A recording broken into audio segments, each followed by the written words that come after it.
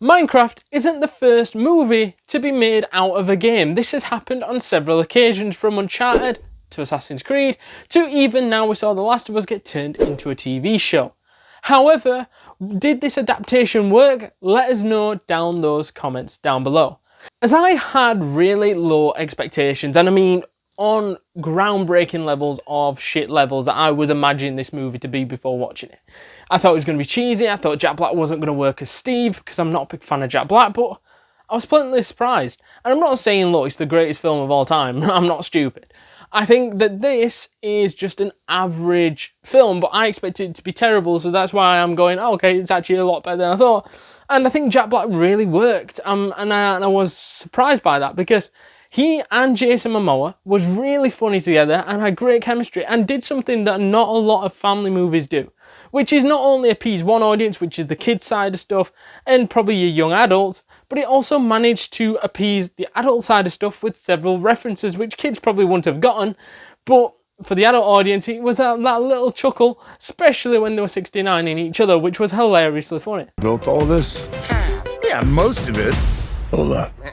That thing doesn't understand a word you're saying. We're talking. And fair play to this Minecraft movie, because in all fairness, it managed to tick two boxes of two different audiences, which is very difficult to do, and to sit them down together and still have a laugh from both sets of audience, I think that was fine. And I also think they did the Minecraft universe a lot of justice there as well, because if you look at the recent times that things have been games and then turned into films or shows, whatever, you're looking at Uncharted and Assassin's Creed were two of the ones that got a little bit of hatred, not from myself, but from other people, because, oh, I played the games, it's this, that.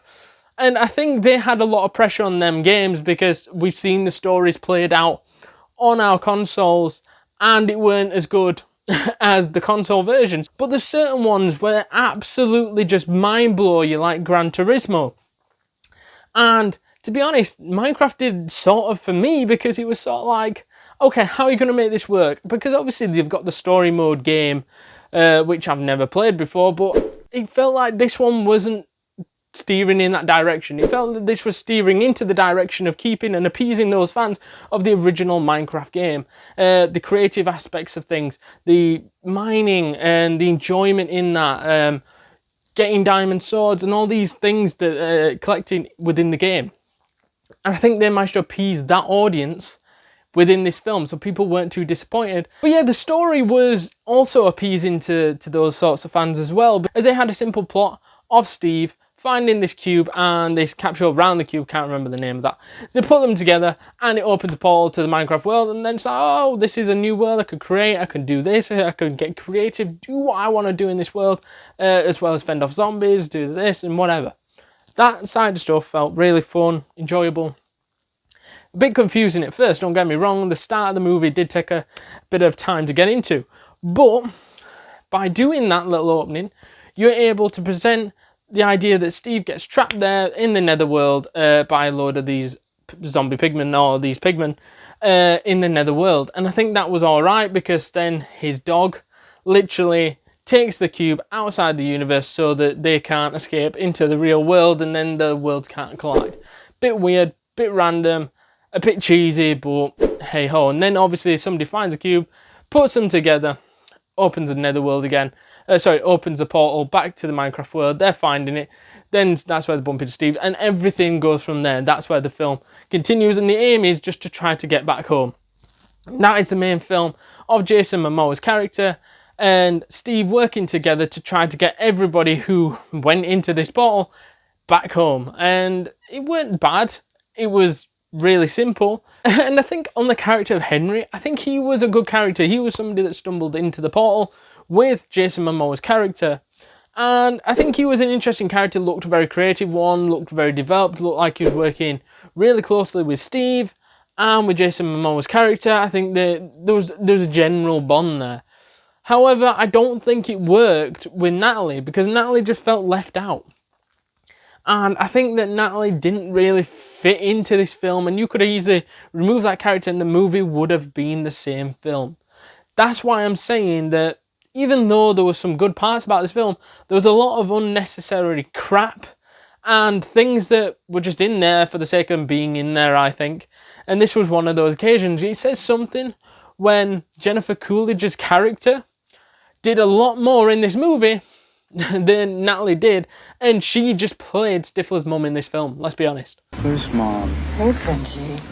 And Daniel Brooks also seemed to have more of a spotlight on her in this film and made this movie quite funny, as well as obviously Jack Black and Jason Momoa and other people in this film that really brought the comedy in.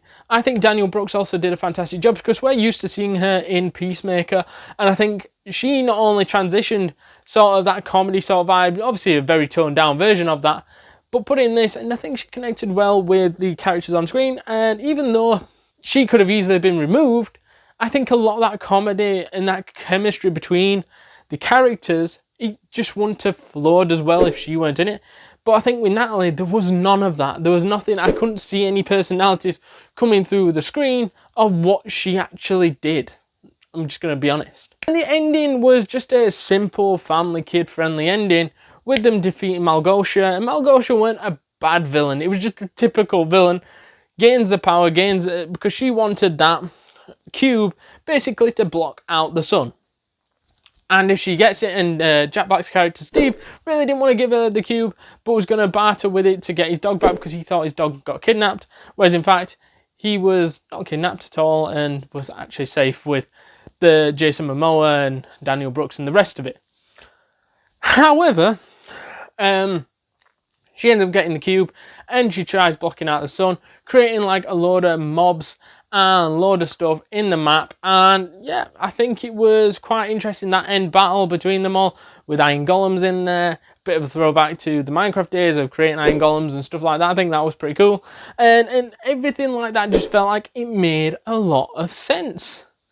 And the ending seemed to be, yes, very kid-friendly. You didn't think anybody was going to get killed or anything daft like that. And you knew the way the movie was going to head. They're going to save the day. And then they're probably just going to return back home. And even Steve, I thought Steve might have stuck around in the world after defeating Malgosha. And then they decided to do this own retro shop thing, which was shown early on in the film.